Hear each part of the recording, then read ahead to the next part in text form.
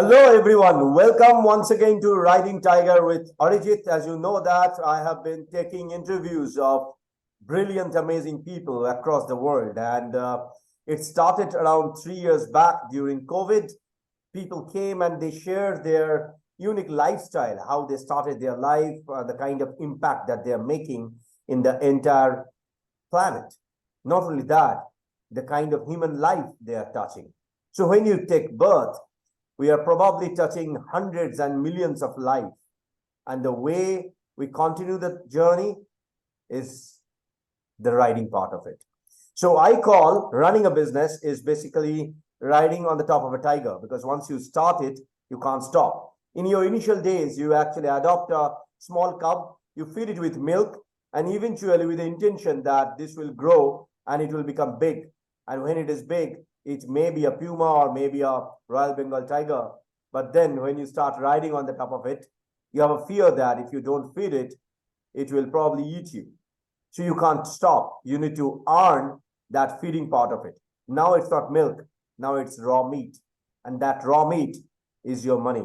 So initially it was your seed capital. Now you actually need to run your tiger with a good amount of money, good amount of people, great team. And as a passionate entrepreneur, you need to continue that life. And today I have got a great friend of mine, a super cool person from Europe. I'm not going to talk a lot about this gentleman because I know him for quite a long number of time. We have been discussing with each other for several different topics. So let me give the mic to the person of today's Riding Tiger. Welcome to Riding Tiger, Gordian. Hello.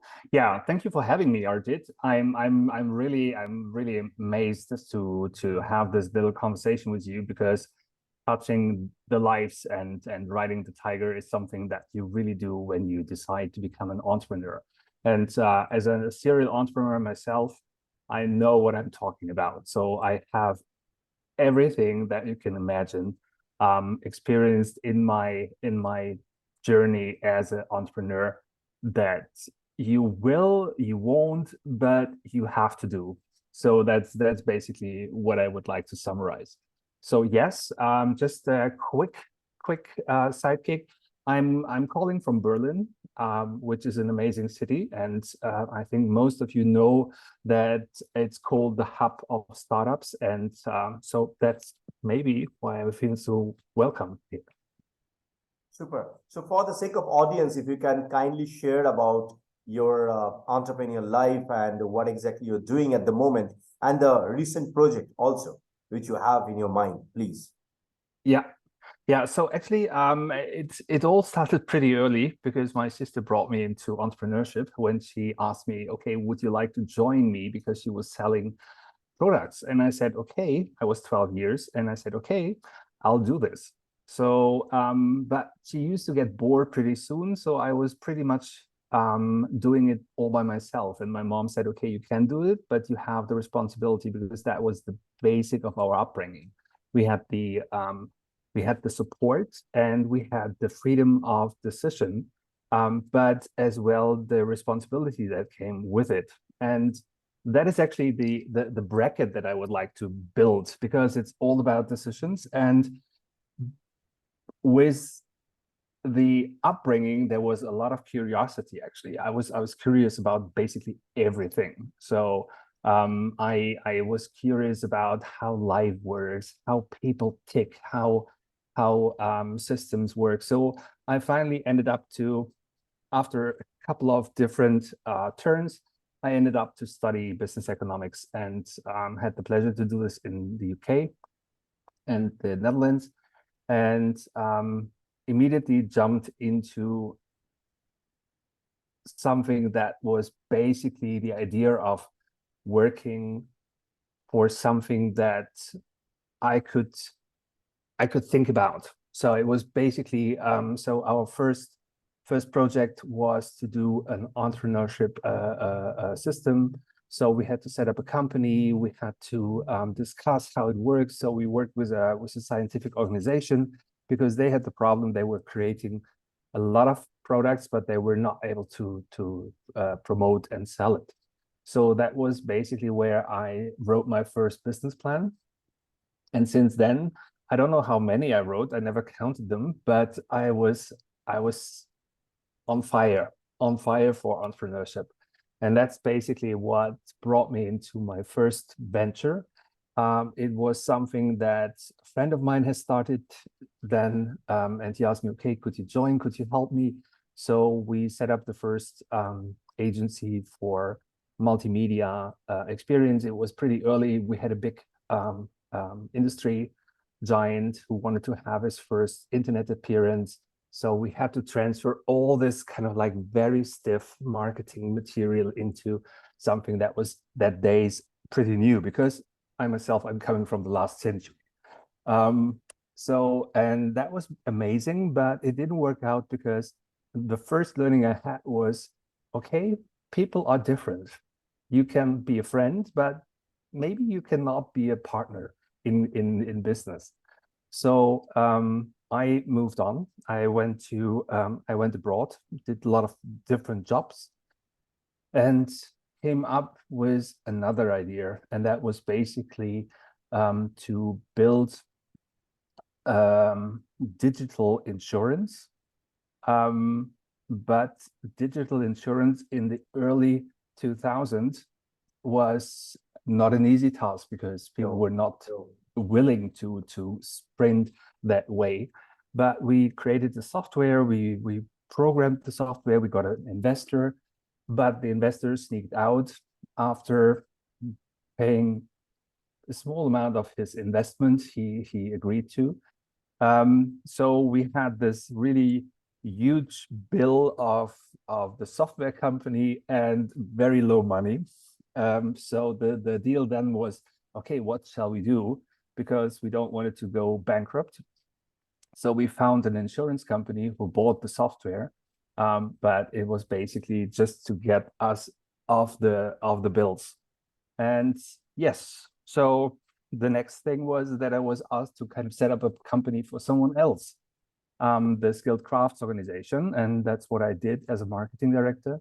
And we had a potential company amount of 839,000 companies.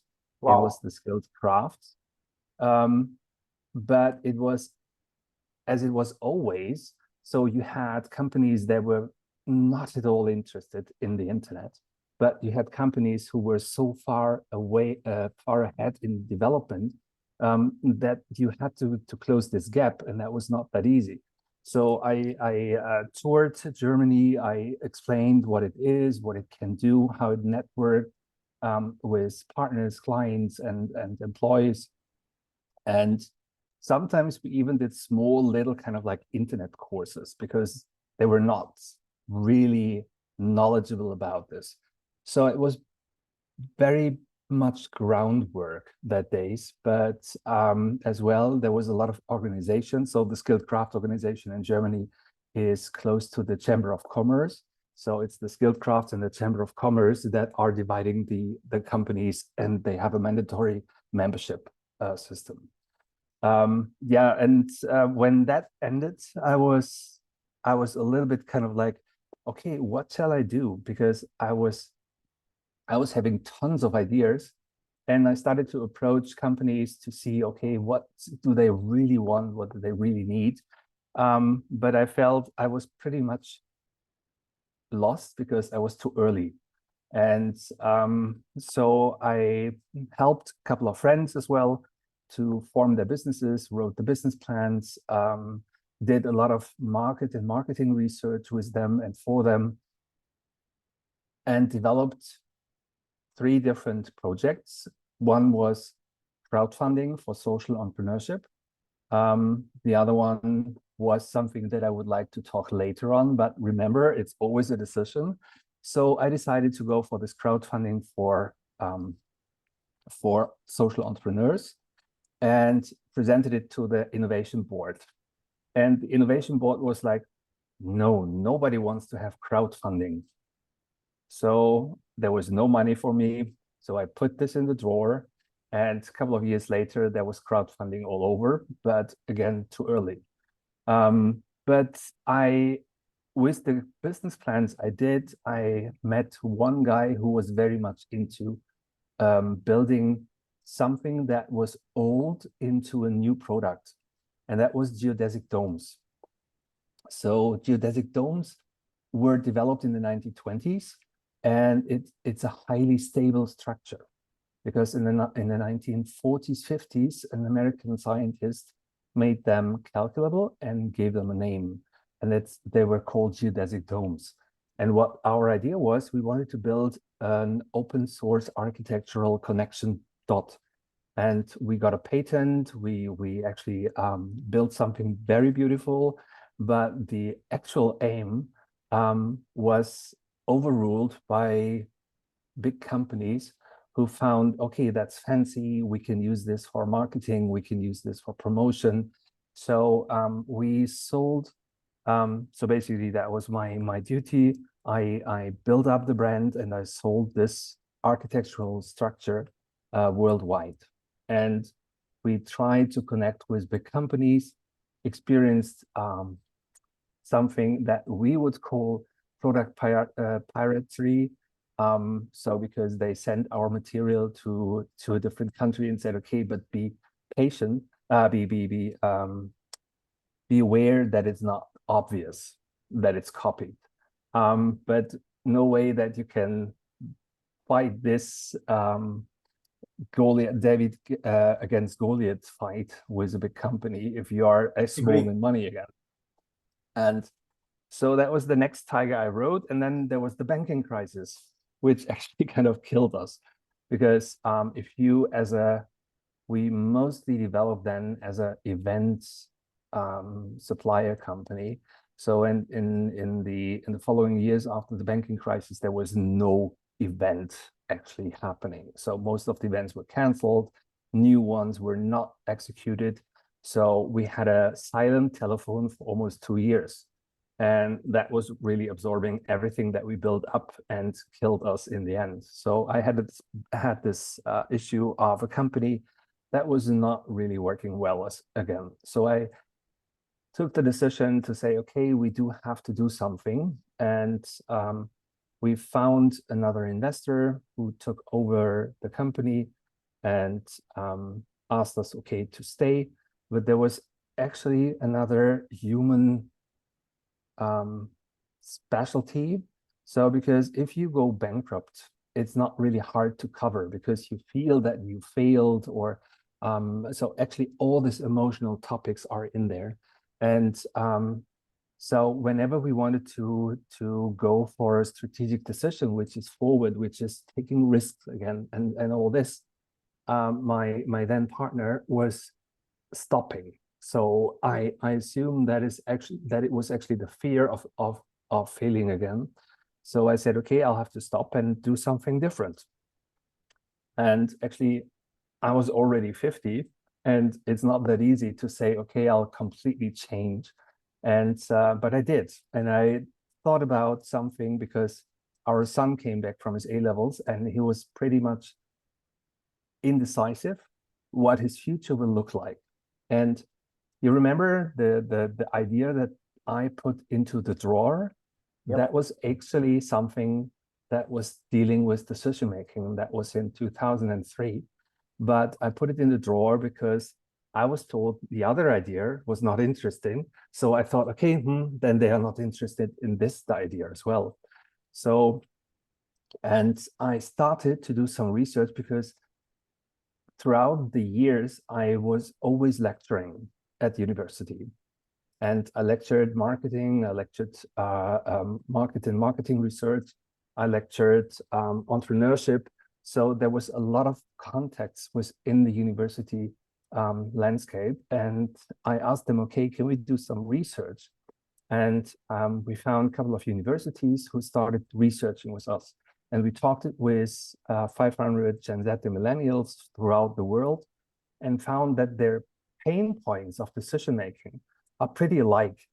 So there's only a very kind of like strong band from Asia, South Africa, Africa, Southern America, where you have a lot of family involved in decision-making. So you have a lot of support, but a lot of stress as well, because there's a lot of expectations. On the other side, if you look into Europe and the US, a lot of freedom is there, but with the freedom, stress is coming as well. So the pain points are same, but they have different origins. So we looked into it and thought, okay, what is actually the education system behind decision making? And found that it's hardly non-existing. So, and that was basically the idea when we started to think, okay, how can we support all these young people with something that really helps them without influencing them, without pushing them, without expectations, but simply putting stress out of the system? Because what we found, we separated into three phases. It's the phase when the decision is coming up, it's the phase when the decision is happening, and there's the phase where the decision has been executed, but people have to argue why, with themselves or with others. And we thought, okay, we need something to give them structure. And that's how we developed the out-of-brain visualization concept. And that's what we are working on now. So I started after all these different kind of steps with lots of jobs, lots of experience, lots of friends actually from my previous jobs and activities. And we created an application, because a decision is not happening in 1 second or 30 seconds. It does in sports, but in real life, when it's an important decision, you invest into thinking about it, you invest into researching, you invest into considering and talking with other people. And that's what we do with the app.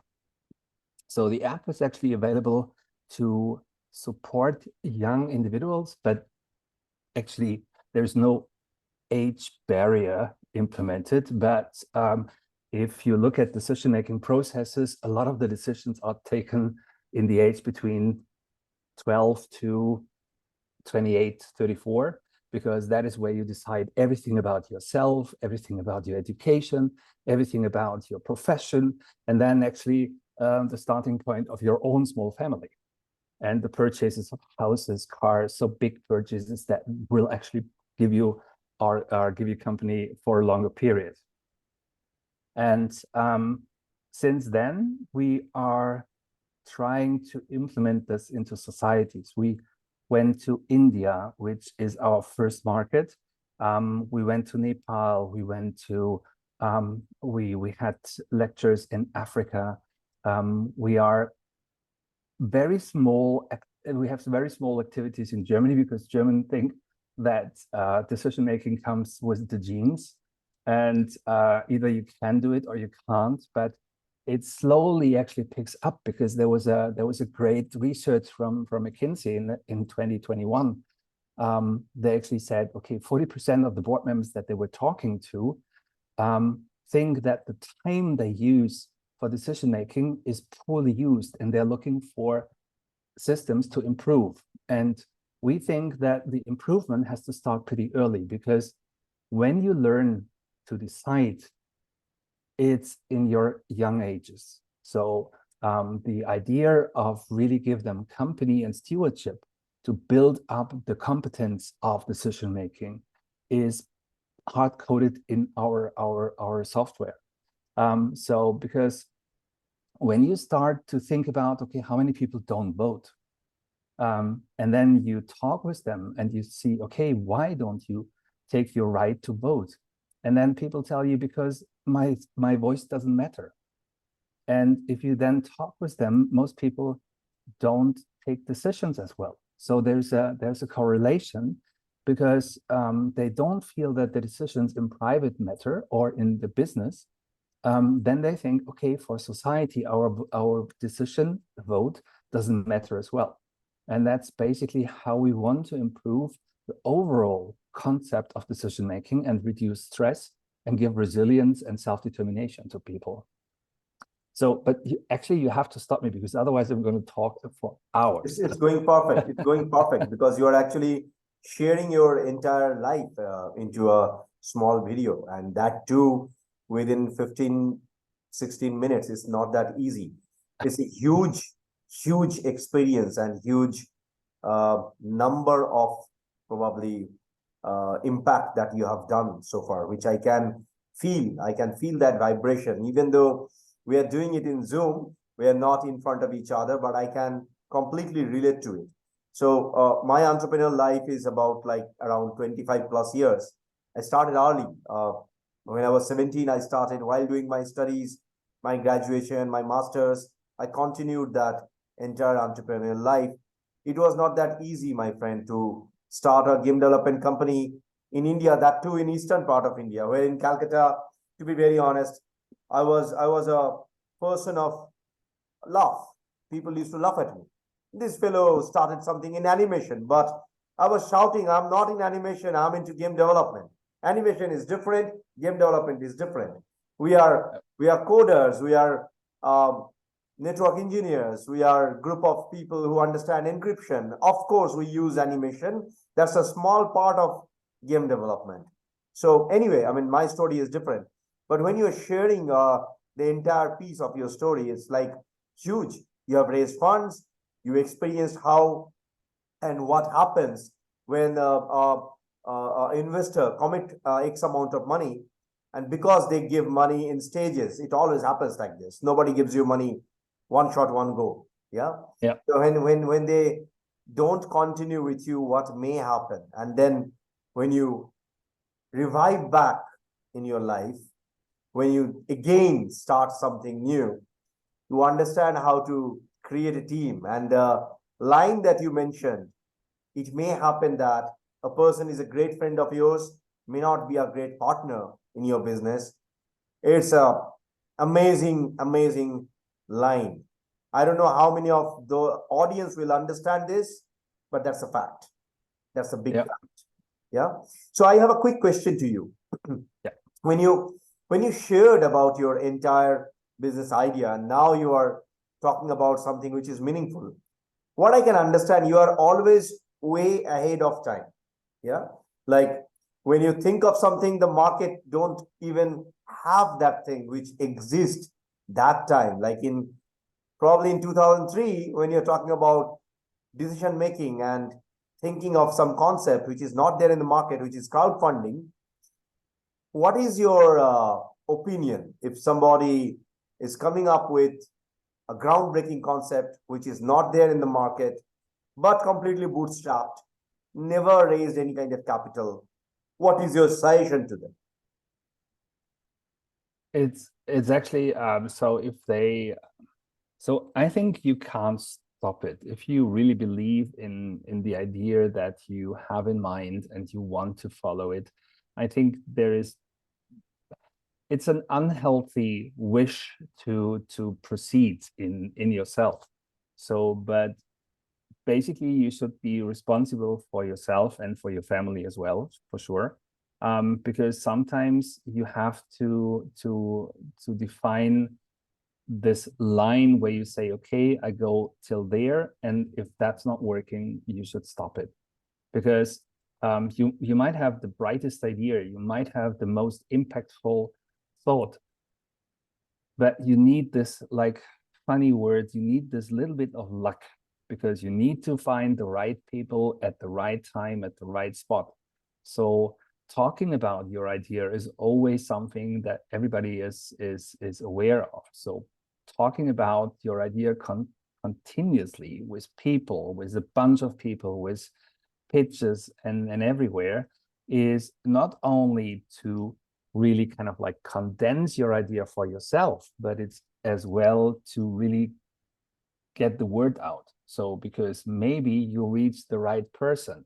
So maybe someone in the audience can connect and relate to what you're talking about and thinks, okay, that's a great idea. Because we don't have to kind of like think that investors are the creative ones, because but still they have to be creative in terms of understanding what the persons that approach them do want to reach out for. So there is this, I like this word chutzpah. It's actually, so it's not only the chutzpah of the entrepreneur, it's the chutzpah that even the investors do need to really kind of think, okay, I will go with the risk to support this idea. And mostly it's to support this team. So, and that's something that I think is not that easy, because if you have something that is not there, that is ahead of time, that is whatever, so how many people will have the same idea? I think a couple of them. I don't think that it's a unique idea. Throughout the world, you will have, maybe every country has the same idea. So one is actually bringing it to the point. But it's the investor and the group of investors or the family offices that will have the willingness and the willingness for risk, the support of the idea. And for most of them, it's easier to follow what's already there. But it's their right. So there's no right or wrong again. So every decision has two sides. It can go right, it can go wrong, but it's only future that will tell you what was right and what was wrong. True. So there is a saying actually from our epic. It is from Shukraniti that only the end result of any karma can tell you that whether the intention was good or it was bad. So yeah. Anyway, I have another quick question, which is the last question in this podcast. You have a huge knowledge, and I must admit that I'm talking to a very wise gentleman from Germany, Berlin. Well, my question to you is: imagine that you are in a park and the day is sunny, the wind is blowing. It's like the birds are happy. They're shouting in joy, and there is only one bench in the park. And I ask you to sit in that bench with someone. It can be an imaginary character. It can be anyone you wish to meet. It can be from your life. He or she can be maybe very close to your heart or not. It depends on you. So my question is, whom would you like to sit, and what kind of conversation you want to have with him or her? In only one or two lines, if you can share this. Wow, I think I need Odie to make a decision. No. Just kind of like one or two lines. It's so hard for me. But okay, go with the flow. No problem. No. Yeah. No, it's fine. So actually, there is, for sure, it's my loved ones. So I am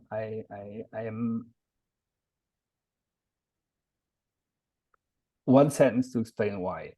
I was so lucky with my parents, my wider family, my friends, and my loved ones, that I always could talk about everything. They were always supportive. They were kind of like, for sure, there were times where they said, okay, but we need to pay the rent. We need to do something. But in the end, they were always supporting me. Even when I said, okay, I maybe gonna work with a company, so I apply. I was told, Gordon, that's not you. So just go and follow what you think is a good entrepreneurship road. So there's a lot of people, smart people, that I would love to talk to.